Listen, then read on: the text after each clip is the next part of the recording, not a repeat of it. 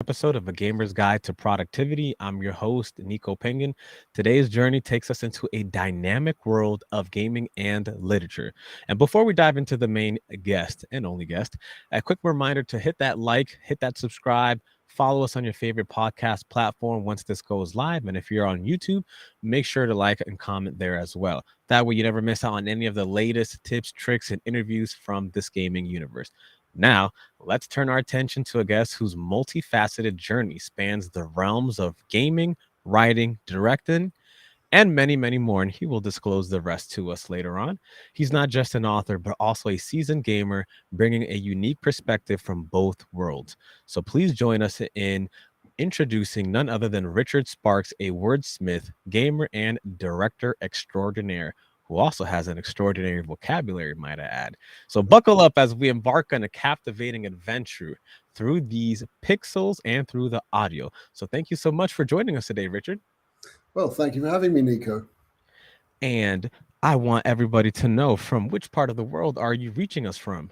I'm in London now. I was actually born in London, raised in a village in the west of England, small town boy. I went to Oxford University, and that's where I first started writing comedy stuff for people. Some of my contemporaries have gone on to have very successful careers as actors, comedy performers, producers, directors, and so on. And then I just kept writing ever since. Sometimes you have to write crap for money, and sometimes you're lucky enough to have a really great run with a nice piece of work that everybody loves to be involved in. So it's been a bumpy but a very interesting ride, and I'm very lucky to have had the opportunities I've had. Now, I Now don't I want live in you. California, by the way, so I'm just here for the launch of the book. Now, I don't want to. I don't want to pull you apart from two different worlds, but if you could just give me a one sentence description of your preference between playing video games and creating art and stories, which one would you prefer over the other? If you'd asked me that question 5 years ago, before I started writing this series, I'd have said, I'm kind of done with writing. I mean, I love it. I never Oh. stop, but I'd rather just get back into whatever game I'm playing. And I just gone down the rabbit hole in so many of the great games, whether they're my particular favorites are the sword and sorcery titles in magical Hmm. worlds. But I also love the outer space games. Things like Mass Effect 2 and 3 were great. I Hmm. think they didn't land the ending particularly well, but Right. that quite often happens with Game of Thrones TV series didn't get the ending particularly well. Agreed. But endings are hard. You've Yes. got to think of your ending before you do anything else. As soon as you've had an idea, figure out where it's going to land. It's not Hmm. necessarily the end of the plot, but where it lands, and then you work backwards from that. Very, very important for people to work out their endings first. You don't have to work out the rest. You can do your storyline as you go along, your synopsis, but figure out the ending, because there's no point in starting off writing a great idea if you're just going to be at the same place that the reader is. You got to be ahead of them, even if you don't know what's happening in the 400 pages before you get there. I Right. hope it makes sense. But since this idea for this book just fell out of the sky and it hit me, it's like Wile E. Coyote. I mean, this anvil landed on my head, and I thought, that's it at last. Hmm. After all these years, I mean, I had tried to write fiction before, written some things that were okay, but I got to tell you, I'm so glad none of them were published, because anyone else could have written them. They were okay. My agents were happy to send them out to get me, Right. see if we could get started as a published author, Hmm. but nothing like this. This is the real thing, and it would, it's all part of the learning curve. Right. Very important to make your mistakes and you learn from your failures. But now I just don't have the time to play. I wish I did. I kind of miss it. I miss one of the guilds I was running with in one game. And this was a PvP game. Hmm. You're 24 of you blundering around, getting up to mischief. People all over the world. We had drunk Fridays where I'd just be weeping with laughter. It'd be 10 o'clock on a Friday night in California, and other people it'd be 6 in the morning to them. And we had a really crazy woman who led us. She was just great. And she had a wicked sense of humor. By the end of the night, we're getting wiped more times than we win anything. But the companionship, the fun, it's just extraordinary. But now I don't have the time because the books were inspired by my love of gaming. But if I was to say to you, I'm now writing my own game, that would be misleading because it's not role-playing fiction. It just came out of these amazing worlds that the developers have built for us, the beautiful pictures, the landscapes, the mythology. And I just thought, what would it really be like to be this guy, this heroic young battle mage that I was running as my main avatar, we just call them as gamers. What would it really be like to be in a real world like this as that guy? Well, there was only one way to find out, wasn't there? Write it.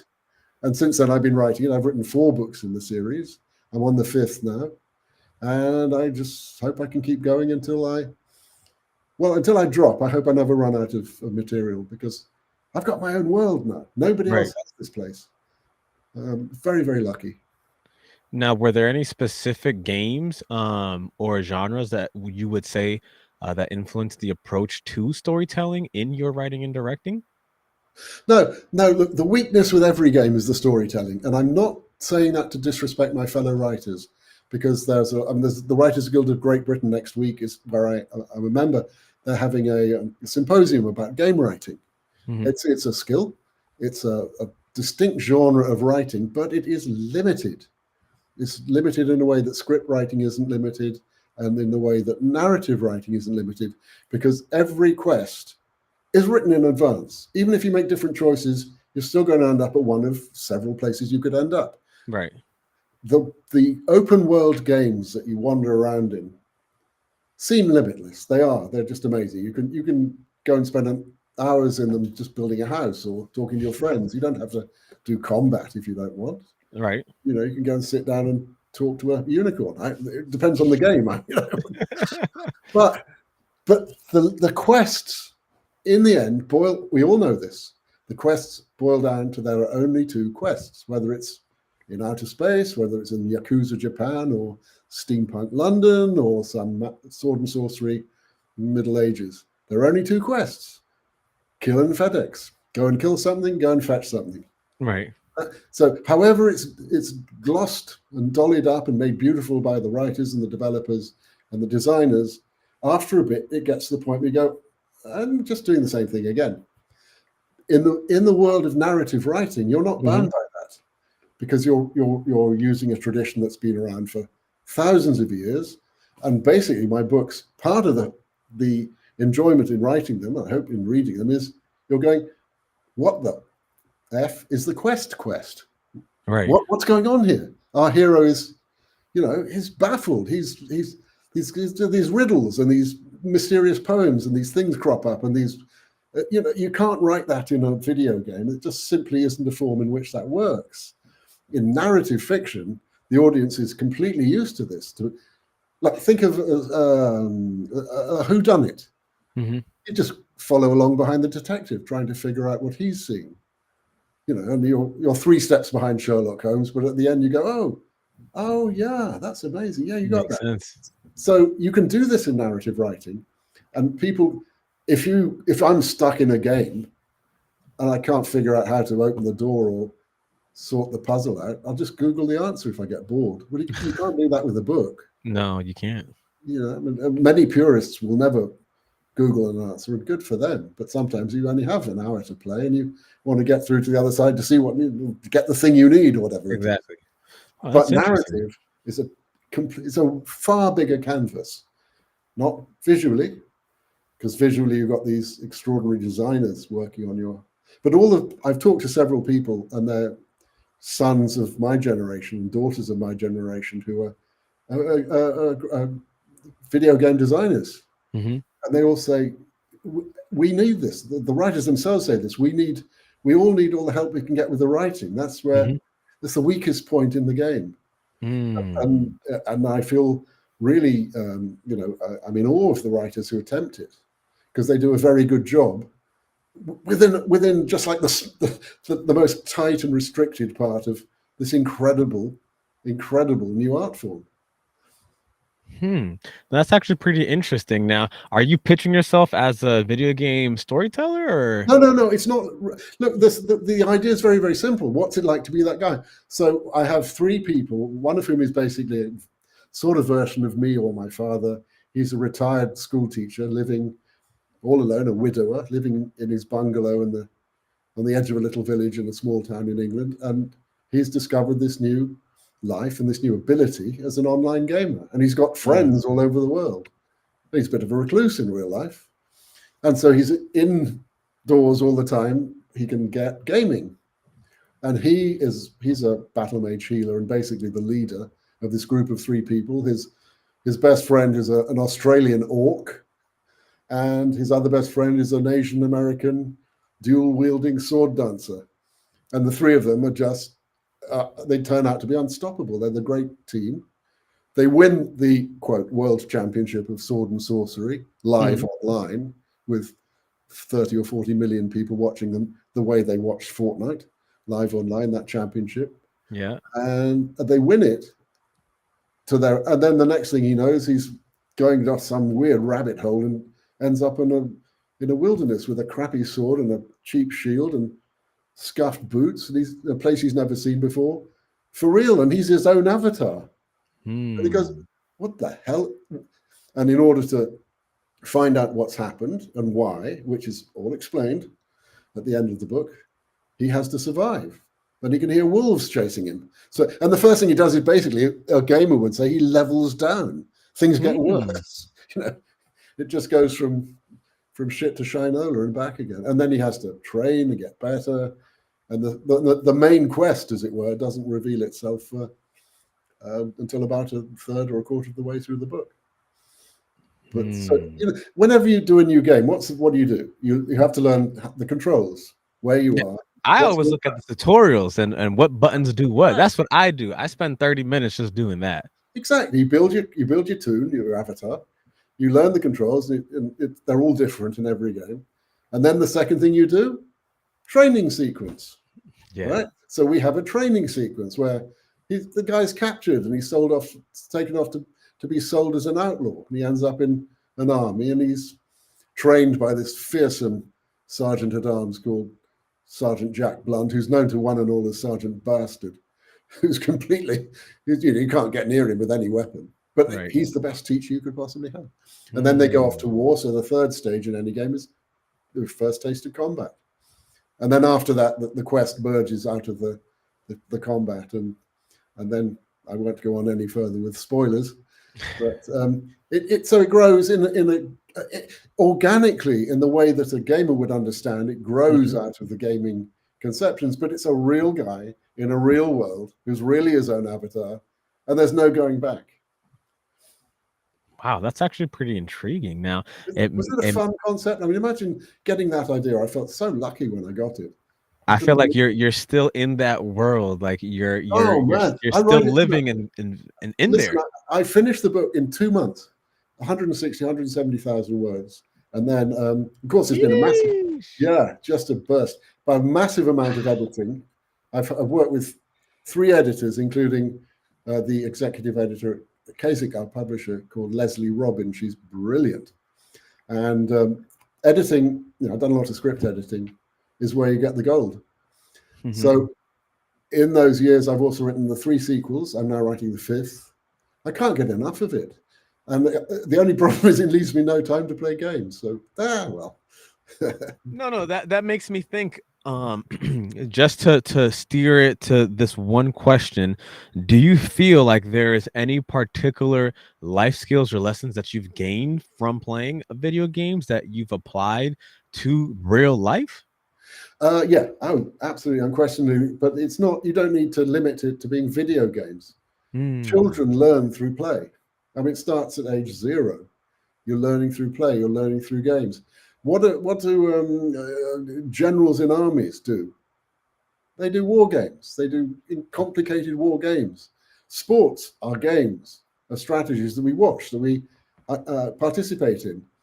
And sitting in the classroom learning is one thing, but when you're taken out by your school to go and watch a game or to go and watch theatre or something, that's that's when you do a lot more learning than people realize.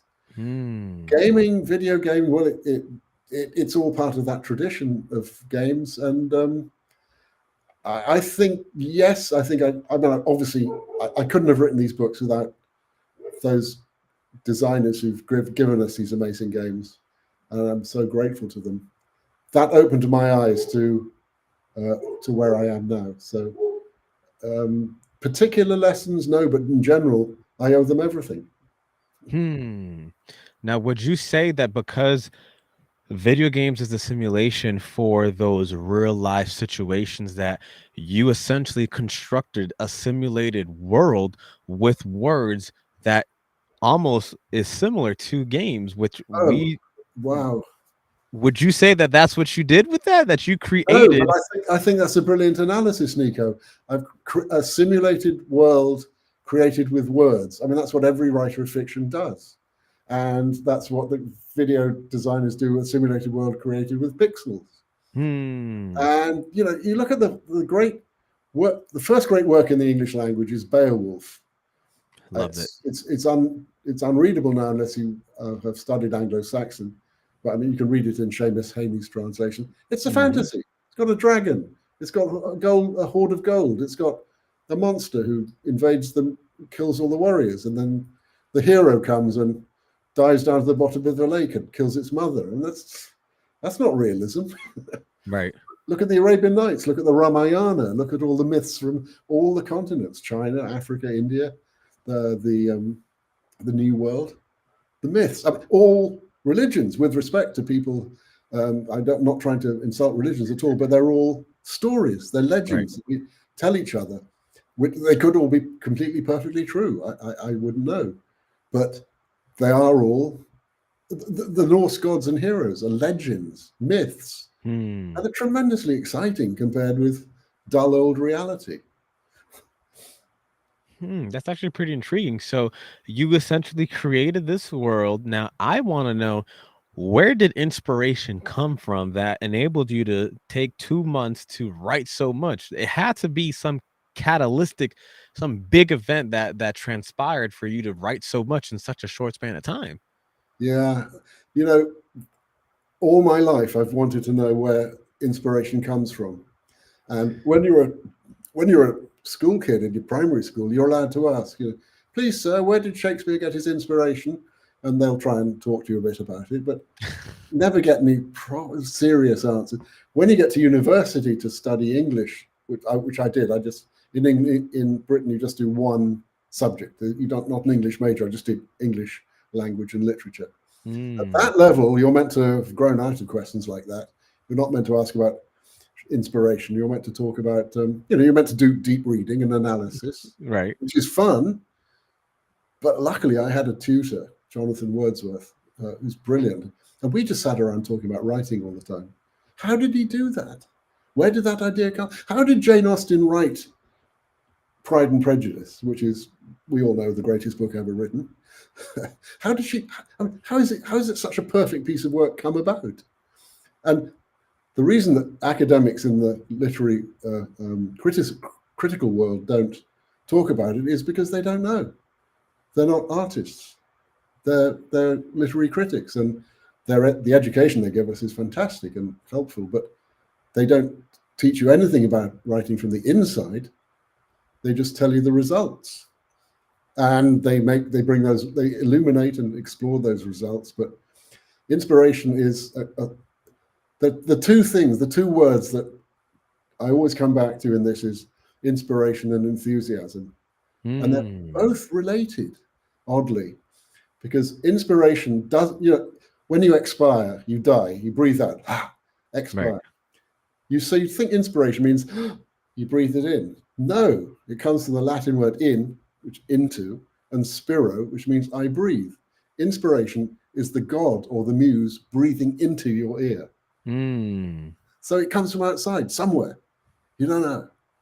And enthusiasm is Greek, doesn't mean the same thing, but into, theos, God. Enthusiasm is the God coming into you to Oh give you wow. enthusiasm. So they're similarly related.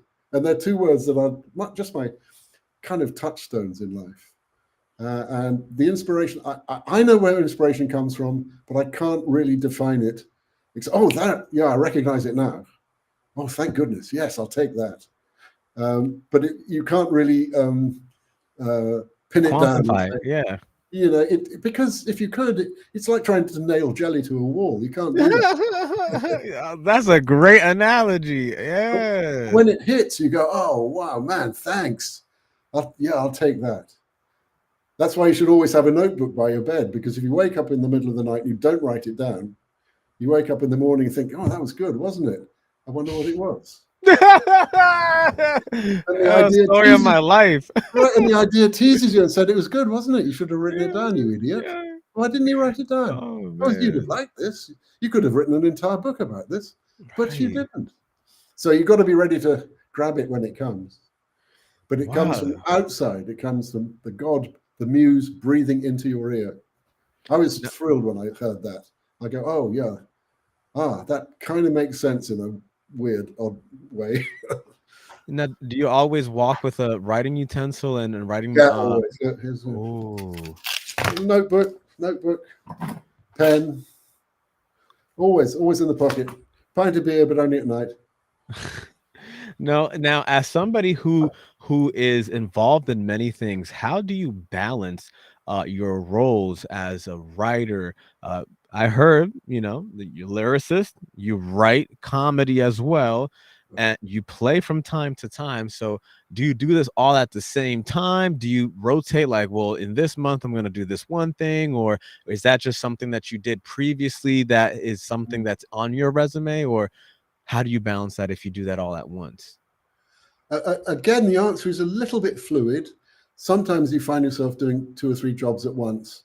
Uh, it's really, yeah, it's not ideal.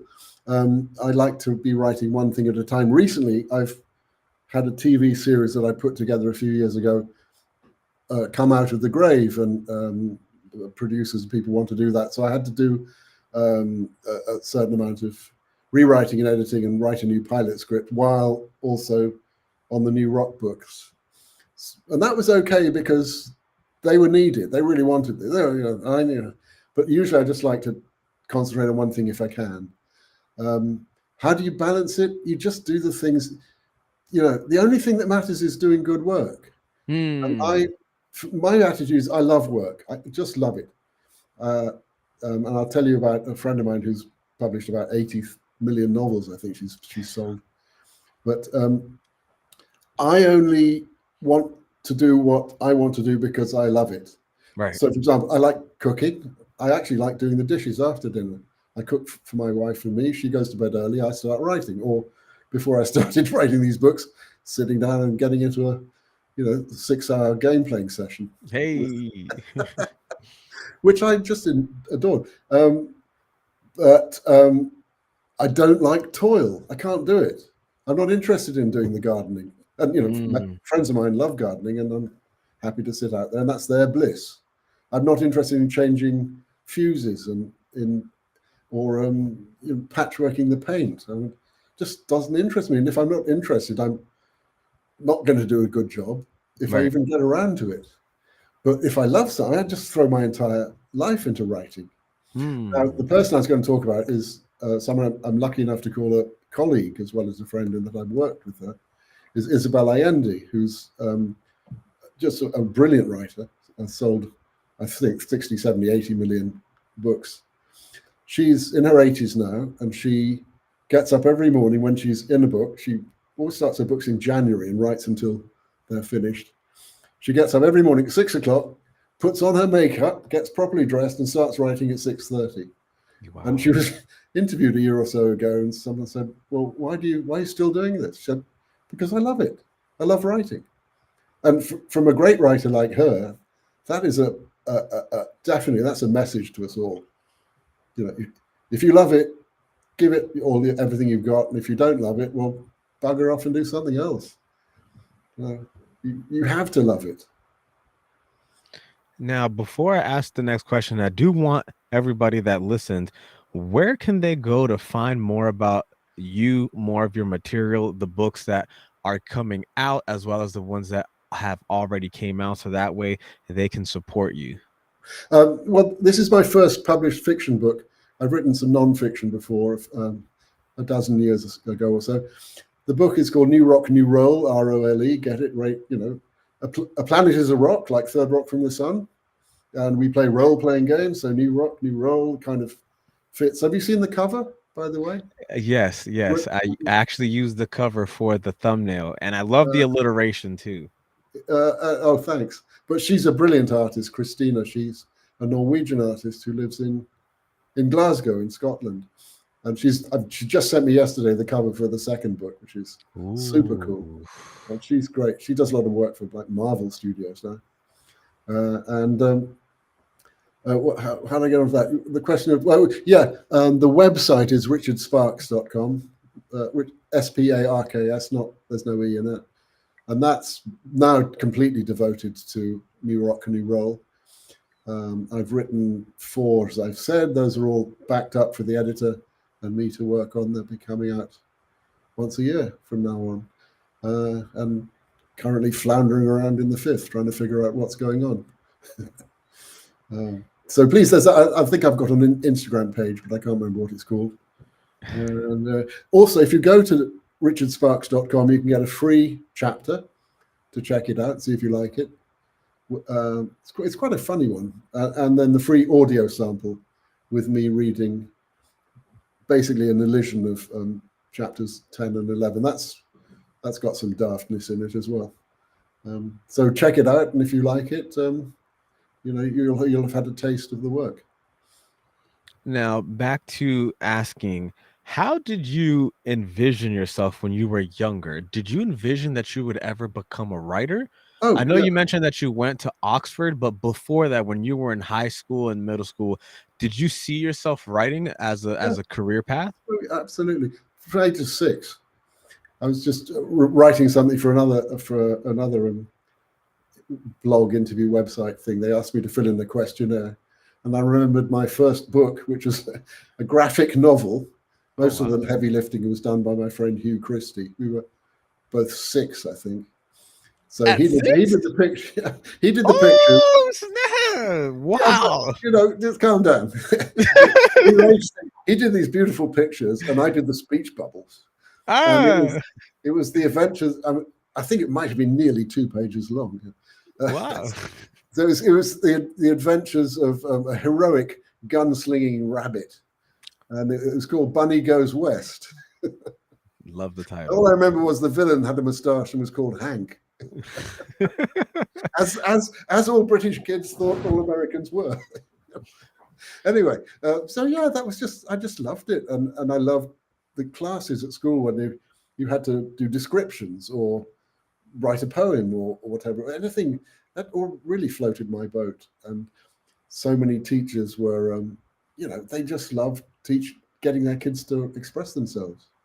And it's really important that children are encouraged to listen to stories, read stories together in class, read books and listen to books and enjoy it, because that way lies the future. And then when I got to university, as I said, I started doing comedy shows. And, you know, a bit like over in America, it would be what sort of, you know, the Harvard Hasty Pudding, is it called, or the Second City First. You know, young people who are keen on making people laugh, and that one thing led to another. And that's a good lesson in life, is to use everybody.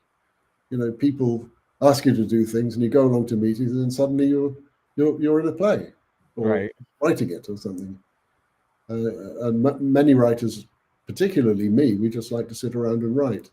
But you've got to get out there. And I was lucky enough to marry a New Yorker who is very good at working the room. And I learned from her, don't be so English. You know, get up your hands and go and talk to somebody. You know, one of the most memorable moments of my life was at a party here in London about, God, a quarter of a century ago, I think. And it's friends of ours who knew sort of more, you know, like notable people. We went to a party, and towards the end of it, it was an afternoon sort of evening thing in the summer. And towards the end of it, when there were only about 20 or 30 people left in the room, I heard this voice beside me saying, "Hello, I'm Julie." And I looked at it, it was Julie Christie. And you go, "Oh, yes, you are," actually. So I chatted with her very nicely, and she's fascinating and delightful, and I've been in love with her since I was 17. And then she Oh walks off wow. and talks to the next person. "Hello, I'm Julie." Now, if Julie Christie, who's won like God knows how many Oscars and awards, can go around the room and talk to people, well, so can you. Hmm. You never Yeah. know who you might bump into that way, rather than sitting up being a wallflower.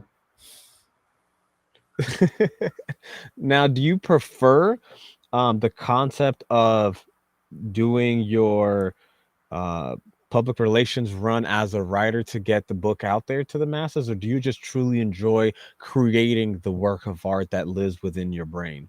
Ooh, yeah, it's.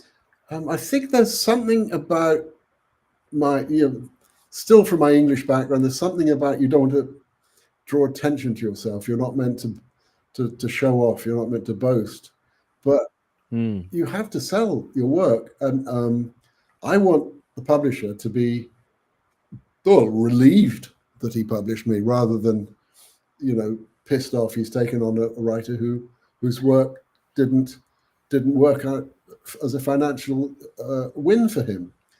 So my right. duty is to get out there and spread the word. And it, it it so happens that I'm just completely in love with the work, the stories, and I'm trying not to say that in a boastful way to make, I just have written something that I love. And Right. before I tried to write fiction, I would write the sort of books I didn't want to read and read the sort of books I didn't want to write. It was a really dysfunctional system. And I failed. I mean, I completed the books because I'm quite Mhm. stubborn, and they're all sitting in bottom drawers everywhere, and they didn't deserve to see the light of day. But I learned a lot. But it's important uh, to admit and acknowledge and realize that I failed. Writers failed. I gave up. Because why? Because I wasn't writing what I loved, and I didn't know what to Mm, write. With New Rock, New Roll, this is what I'm meant to be writing. This is it. To find my bliss as a writer. I'll go to my grave going, "Oh, I didn't waste the gifts I was given," and I hope other people, of course, will enjoy them too. But that's up to them. right. And so coming in, the water's fine, but keep an eye out for the kraken. What can I say? Oh, I love those analogies. Now, how do you feel when it's time to go through the editing process? Because you mentioned that you have this world that you created, and you have the story in a set way.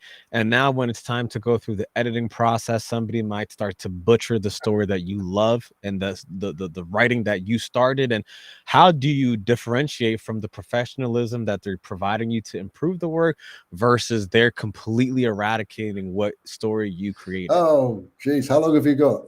How long is this tape going to run? Oh, as long as you Listen, need. Nico, I got to say, you strike me as a very young man. Yes. I'll start at the beginning with this. First of all, I say I adore the editing process. Editing's where you Okay. get the gold.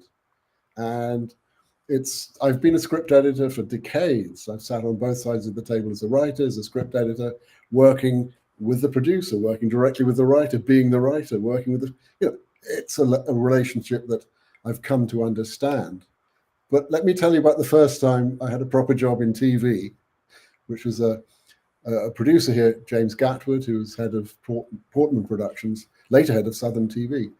Um, and my agent said, James is one of the few people who'll give an unknown writer, a shot. And I had, I think, 4 or 5 scripts under my belt for Welsh television, and I'd done a few comedy shows. And she pitched him to me, and so I went to meet him. And he said, "All Mm, right, well, we'll give you a go." And it was adapting a book. I didn't know anything about stuff, so I said to him, James, "Do you have a particular house style that you want me to use, or shall I just go with the way?" And he reached into one and said, "Oh no, yeah, here, do this." And so he gave me one of the other writers' synopsis of another book that she had adopted, and her script. I don't know, probably the first time I'd seen a proper half-hour script and a proper synopsis. So I took those away and went, oh, that's how to do it, is it? Well, this is easy. I can do that. So I wrote the synopsis, took it back to, it was from a well-known children's book by a writer called Enid Blyton. It's a series called The Famous Five. And I wrote the synopsis, took it back and said, okay, yeah, that'll do. You know, you can have the script. And you'll have to take £300 less than the other writers because you're unknown. It was still a big fee for me, but really I drove home from that going, oh, I just felt great. Now, onto the editing.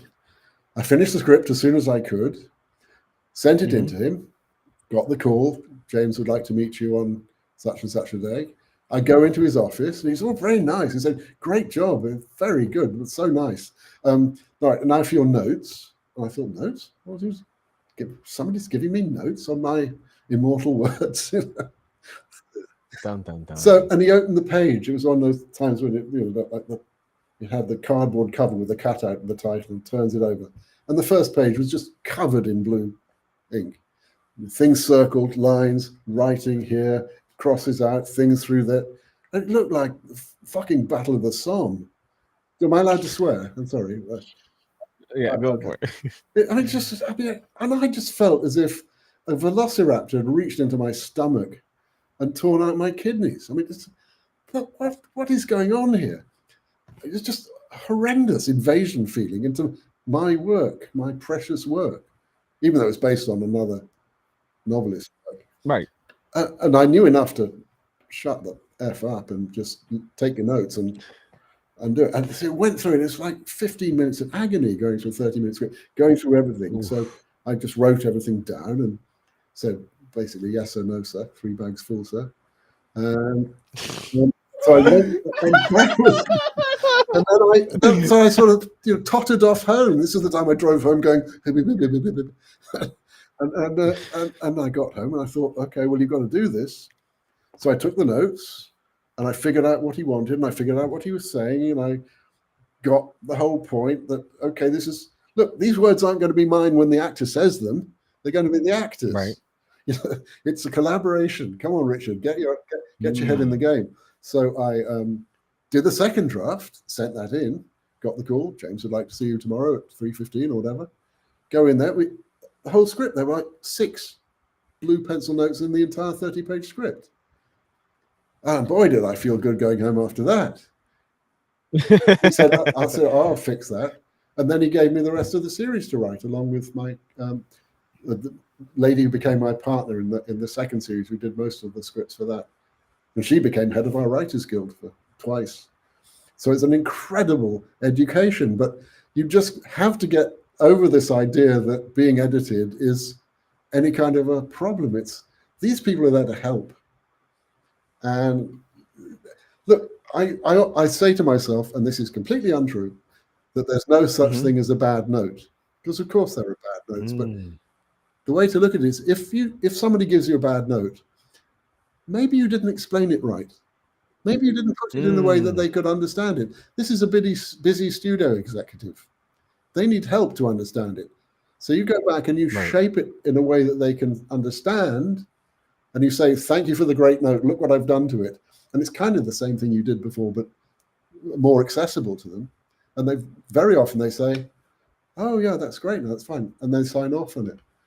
Or not. I mean, sometimes notes are fantastically helpful, and you go, God.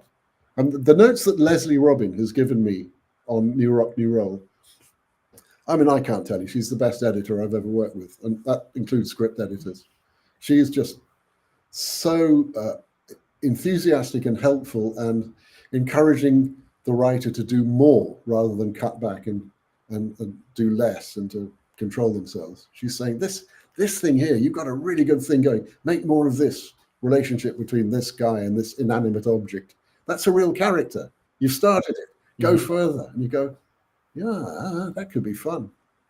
And if you as an ignorant writer in that first meeting with James Gatwood, I didn't have that open-mindedness. I was defensive. Once you get over that, it's cool. It's totally cool. You go into a script meeting now and doesn't matter me. Doesn't bother me what they say about the script. I mean, compare that with how an actor feels. An actor goes into an Right. audition, and they don't get the part, and the producers might say to their agent, well, I didn't like them. I mean, didn't like you. With the writing, Mm. I didn't like your work. That's not so personal. So think of that poor actor. I didn't like you. He didn't like you. Jeez, that's got to hurt. I didn't like your writing. Okay, well, I'll try and do better then. But if you didn't like you, well, that's the end of your relationship with that project. I have so much admiration for actors. I got to tell you, I have no idea how they stick at it. Would you ever provide advice for somebody that was interested in trying to embody a character of yours in case it ever did become into like a live action or anything like I've that? just done it. The launch party for the book is on Monday night. We're doing this on a Thursday. Okay. The book's published next Tuesday. On Monday night here in London, we're having the launch party, and the publisher's going to join us by Zoom, and it's just going to be a celebration for everyone. A lot of my old friends, a lot of press are coming, and the PR people said, let's get some cosplay actors. I said, oh, that's great. What a good idea. And so they know these people. He's called Wolfgang with 2 O's. And he's going to play the lead, the heroic young battle mage that the narrator, became. We got an Australian orc and an Asian American actress playing the sword dancing third leg of the hero. And they're just going to, I've told them ad lib, here's the character, go and have fun, taunt each other. These people are used to slagging each other off in flame wars in their earphones. Entertain people. So, journalists are quite often shy. So go up and talk to them, and then start giving each other shit, talking smack to each other. And so it'll be interesting to see how that plays out. Yeah, I was absolutely totally happy to give them, this is the character, off you go, he's yours now.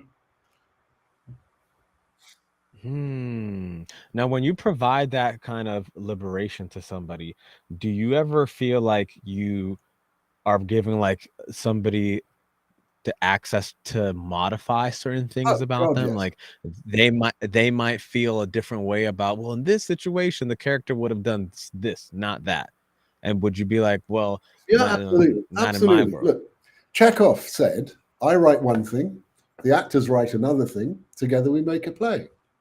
It didn't mean that the actors write the dialogue. It just means they create the part. I've always said, especially when I'm directing, I always stress to the actors, look, acting is creative. It's not interpretative.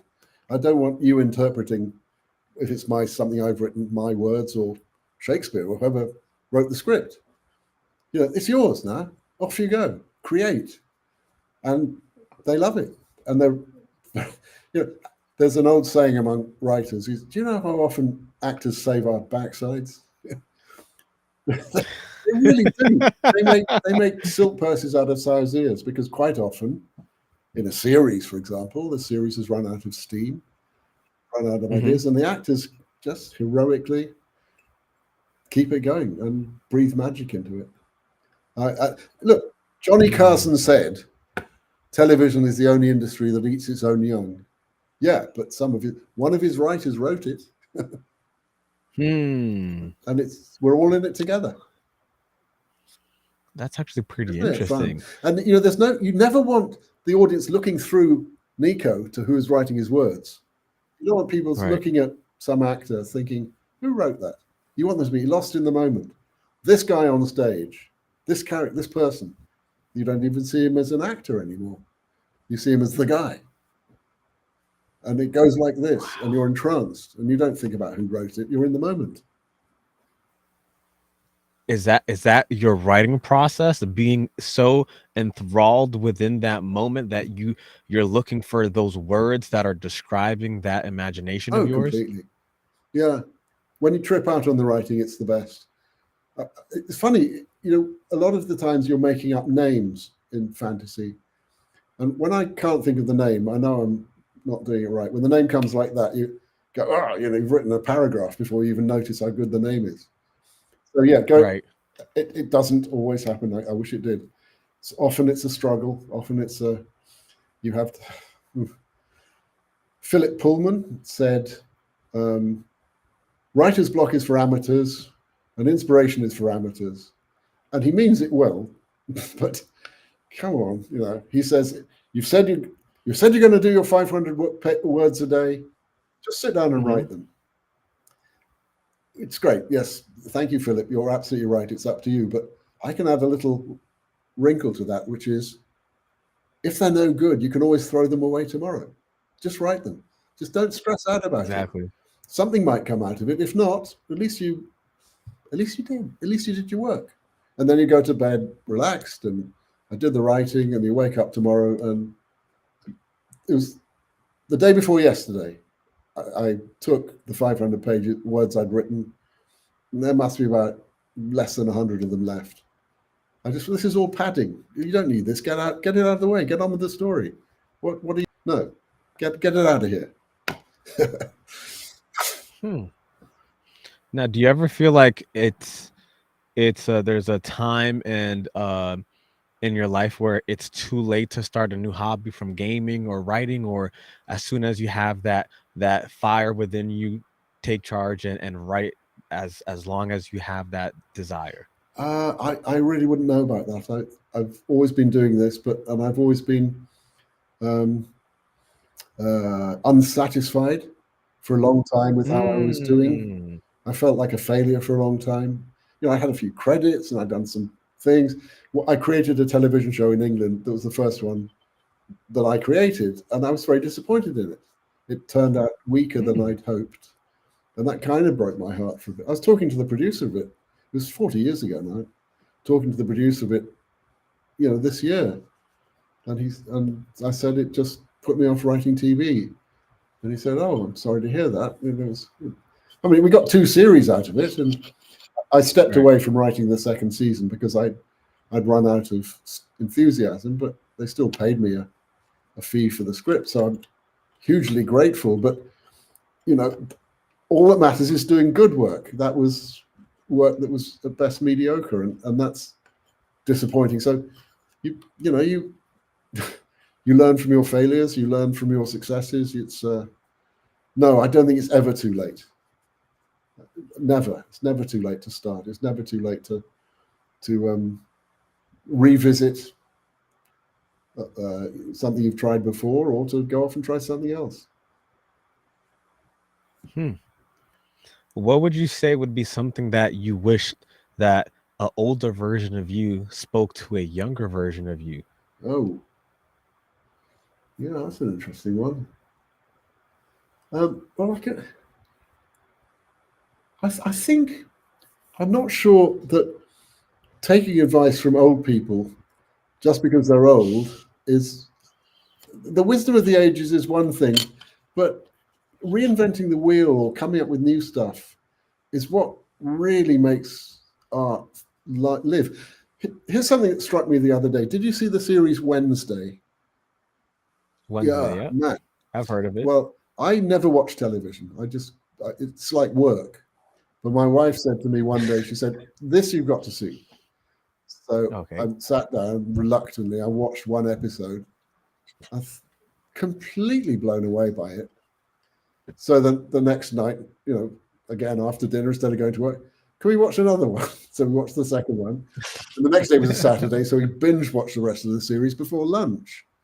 And I was completely blown away by it. And what I thought was a lesson that I had from a writer called Jerry O'Hara, who was one of the writers on The Avengers in England. He must have been 60 when I was in my 20s.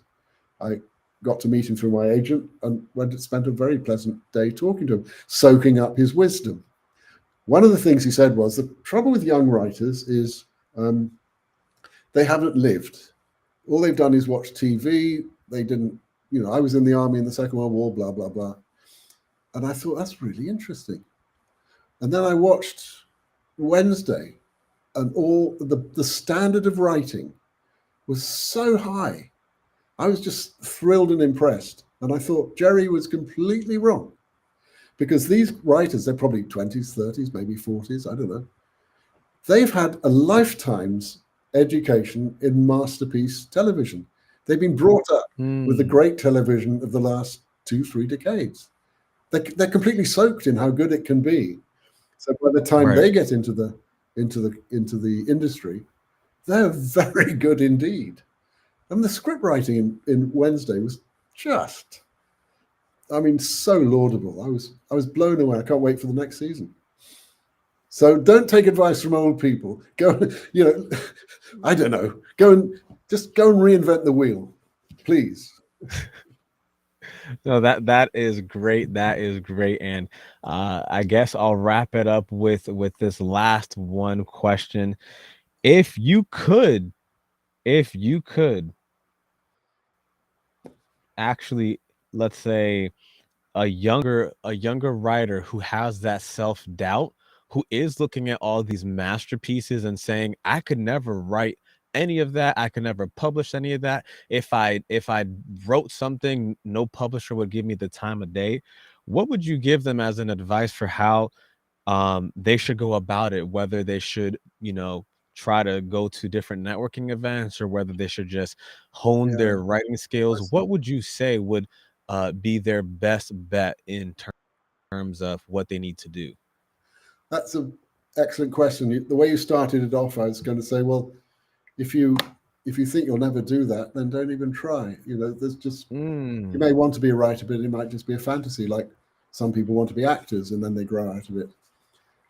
That's a very glib answer I would have given until you asked the second part of your question.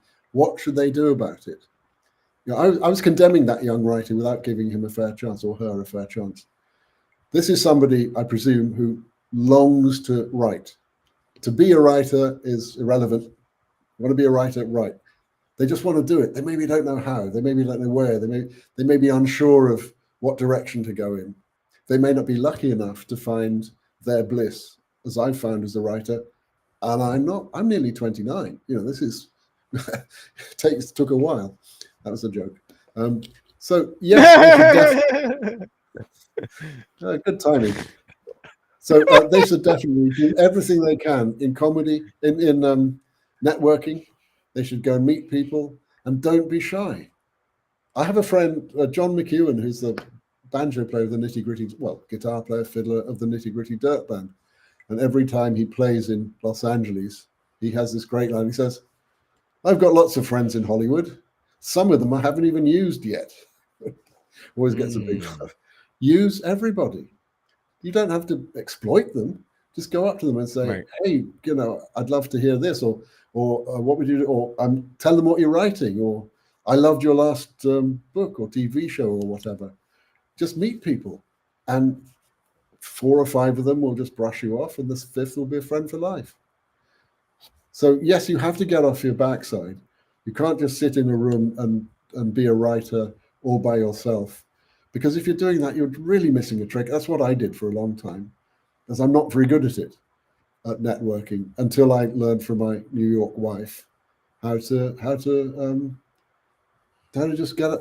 Don't wait to be introduced to people. Go up and introduce yourself. Hey, Mhm. hello, I'm Julie, from an Oscar-winning actress to an unknown bloke in a hello, I'm Julie. Go and do that to people, and that it's a community.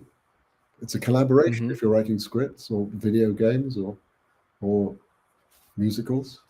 Go and meet the actors. Go to plays afterwards. Go and talk to the actors and fringe theatre. What do you call it? Um, the 100-seat theatre in America, off Broadway, off Broadway. And some of the people in Broadway, that yep. will be just like you are, struggling and in work that might be brilliant or might be, um, you know, part good, part less good. Go and talk to them and discuss the work, and always be polite. Don't say you were crap in this play, and the play was good apart from you. Go and say, go that wouldn't get you anywhere. So be enthusiastic, and get out of your shell. It wasn't easy for me to do that, but Mhm. if you can, you really will make some strides in your own work. And you might find a writing partner. That's Hmm. great. If you're doing script writing, to have a writing partner is, ooh, oh yeah, you really get motoring. Do you know who Douglas Adams was? No, I can pull it up right now. He wrote The Hitchhiker's Guide to the Galaxy books. He's very, very famous and extremely great writer. Died far too young. Um, but he regularly got stuck, and at one point, his friend, my friend John Lloyd, who's a great comedy producer, came in and helped him write the last two scripts in the radio series that was originally Hitchhiker's Guide to the Galaxy, was a radio series from the BBC. And John and Douglas sat down and knocked out the last two scripts in 2 weeks. Really helped Douglas to get his work over the line. So Wow. other people will be happy to help if you strike a chord with them. And I'm lucky enough to be the writing partner of Lee Holdridge, a multi-Emmy winning composer. And it's just great creating songs and works with somebody that good. So yeah, other people are an important part of it. Wow, that is so impactful. That's so amazing. Oh, thank you. Sheesh. Wow, Well, that's I, I wish we I had like blame the beer. It's 10 o'clock here in London, but oh my goodness. Thank you I so mean, I much. could be in the pub instead of sitting here to yakking to you. I This know has I been was gonna great. yeah, I was gonna Thank you. say Are this you, is the by the way, are you a writer? Do you write, or are you a gamer, or an actor, or a musician, uh, or whatever? I do a little bit of everything. Oh,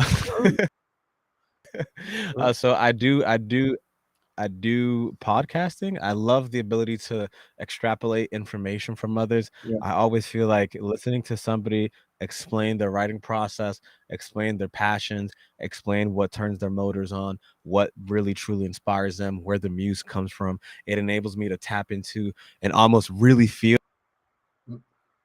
Oh, you've frozen. like in the beginning of the interview or your world. Oh, can you describing how you came up with your book and how you were still I could still see that you were living. I do have some sci-fi books, and it was something that came to me, and I wrote it just on a whim.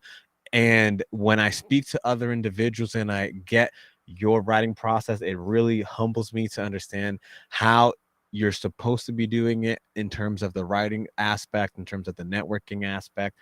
But as mentioned, I do a little bit of everything because I just can't sit still. I always have to be doing something, which is why I love the concept of gaming or Yeah. gamification. And I love the concept that you gave about how war generals play, how they really strategize. I thought you were gonna say chess, because and say, oh yeah, of course, chess. That's how they strategize. That's how they symbolically use their strategies, and they can counter themselves and whatnot.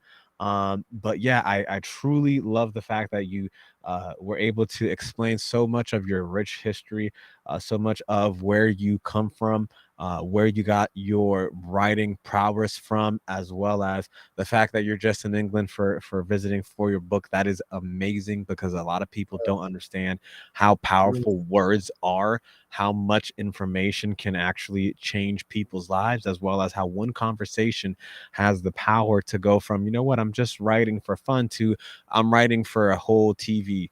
Like, that one conversation has that power, that magnitude.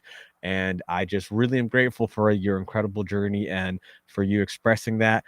Everybody, if you liked any of this content, please make sure to like, comment, and subscribe. Make sure to check out richardsparks.com, as well as his book and any of his nonfiction books as well, not just his fiction, as well as his nonfiction. But Richard, last but not least, let everybody know once again your favorite part of the writing process, because I'm gonna try to get as much from you as possible, because I love the passion that you have. The favorite part is when you're flying, when you Mm, really, when you're getting going. I mean, a lot of experience writing dialogue, and so I love the dialogue heavy scenes when the characters are just, you know, beating the crap out of each other, and things are going wrong, and yeah, it's a real joy to just to be just to be allowed to do this. Mm. And when sometimes I write at night, so I might be sitting there, I might be messing around on YouTube watching cat videos, or Billy Strings, who's my new hero, who's God's gift to this world with his music, or watching clips of news, and it says 10 o'clock and I haven't done my words yet, I haven't done anything yet, and then you think, I can't, I've got to get on with it, and then you look at the thing where you are and you go, oh God, kind of there yet, and then you start writing, and then suddenly something clicks, Hmm. and instead of writing 500 words, you've written 1,200, 1,800. The worst time is when you write 387, you go, oh God, I still got 123 to go. But then you do that and you fall over the line. And of course, it's just a draft. You knock it Right. into shape later. But yeah, it's nice when it takes off, because a lot of the time you're just running along the runway trying to catch a wind. Right. Yeah, that's the best part, is when you're flying. And when something happens, you go, oh, that's really funny. That's great. I was staying with my sister when I was writing the first book. And I said, look, I'm going to be busy, so I had to have time each morning. I was really flying. And I came to one bit and I just started laughing my head off. And she said, are you laughing at your own jokes? And I said, look, if I don't find it funny, no one else is going to. Exactly. I'm not being self-congratulatory. This situation, it just makes me laugh. Right. She goes, oh, all right. And I said, just shut up. And then, half an hour later, I'd finish and we go out and have lunch. But when it makes you laugh when you're doing it, that's really something. Oh no, I truly thank you so much for providing all our gamers, the audience, the ability to comprehend that extraordinary journey and the insight that you have in A Gamer's Guide to Productivity. Everybody, if you like and comment, just please be aware that this support is going to fuel the podcast. Remember, the more that we share, the more that we learn. So until next time, keep dreaming big, keep gaming strong, keep pushing those boundaries, and finding the balance between gaming and productivity. This is Nico Pinging signing off from A Gamer's Guide to Productivity. Thank you so much once again, Richard. Okay. Oh, thank you for having me, Nico.